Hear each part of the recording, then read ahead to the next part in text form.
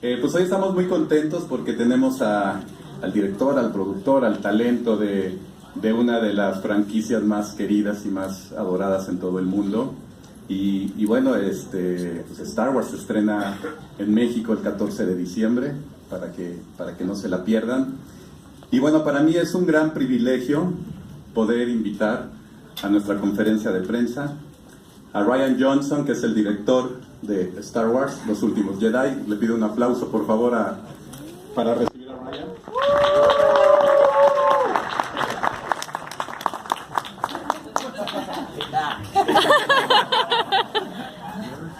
Yo dije, sí, van a pasar por aquí.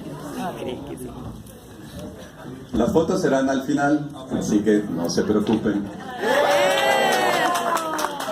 Thank you, Rian. Welcome to Mexico. Thank you very much. Everyone smile for a picture. También nos acompaña el productor, a quien le pido un fuerte aplauso, Ran Berman, por favor. Adelante, Ran.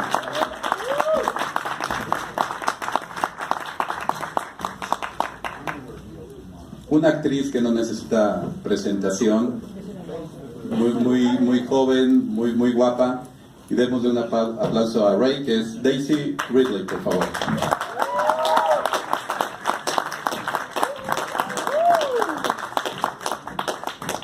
Y por último, alguien que ha crecido con mucho de nosotros y que es un gran personaje, que lo queremos, una gran persona además.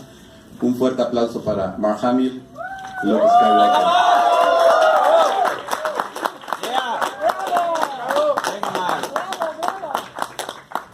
Thank you, guys, for being here. Okay, si pueden tomar asiento, por favor. Our approach initially was, we wanted to do as much as possible practical, so we ended up building almost 120 sets, which is insane amount of number of sets, and then we always, of course, have to complement it with visual effects, and we have the great team at ILM that was headed by visual effects named Ben Morris, who worked with Rian, and I cannot really tell you what a fantastic job they've done. And we also had Neil Scanlon was a creature effects guy, so we hopefully push the envelope a little bit and doing a lot of things practically, but also with the help of the visual effects. I would like to ask something to Daisy. I think that we've noticed that in this film, Mark or Luke is also a protagonist with you. Given the what's happening right now in Hollywood, the debate around the place of women in Hollywood, how important do you think that it is to maintain a female character as strong and as important as your character was in the first film of this new trilogy? I really don't think there's any way that anyone could think it wasn't a good thing. But what I think actually is especially amazing about this is Rey was created by Michael, JJ and Larry, 3 men, and Rey continues to be created by men. Obviously there are women in that team. Kathy is incredible and runs Lucasfilm, but I think what's brilliant is the combination of the two, because we can't do one thing without the other. We can't have it that just women are feeling progress and men aren't, or vice versa.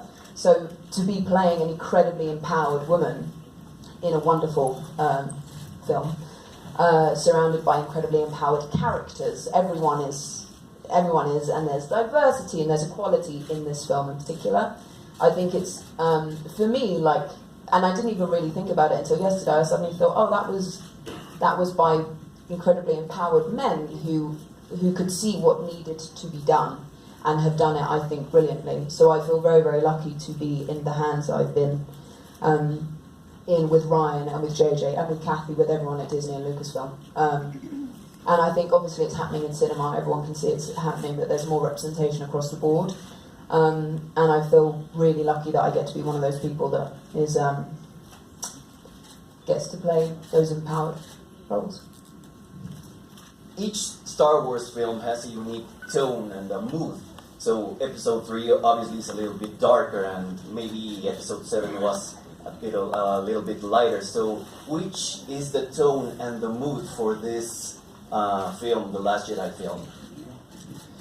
Well, because it's the middle chapter, and because the job of the middle chapter is to kind of challenge the characters, this movie is going to go to some darker places. It's going to be a little bit more, it's going to have a little bit more of that opera in it, I think. But it was very important to me, first and foremost, that it felt like a Star Wars movie. And to me, growing up as a kid, Star Wars movies mean fun, and they mean they're an adventure, and they always, you can have the operatic moments, but they always have one foot in Flash Gordon, and that's essential. And so I very much wanted to continue on the tone that I think J.J. and Michael Arndt and Larry Kasdan created so brilliantly in The Force Awakens, that humor and that fun and that sense of adventure. So there is darkness in the film. I hope that audiences will be pleasantly surprised by how fun and how funny it is. That's my hope. You had the opportunity to be with Carrie Fisher in her last movie. Which was your best memory with her, or how was this experience? Is that to me? Everything about Carrie was larger than life. She's like some latter-day Auntie Mame. She wanted to live life to the fullest in every moment.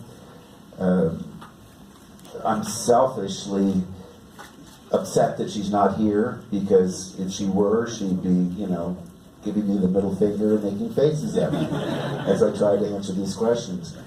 Her timing was impeccable, except in this case. But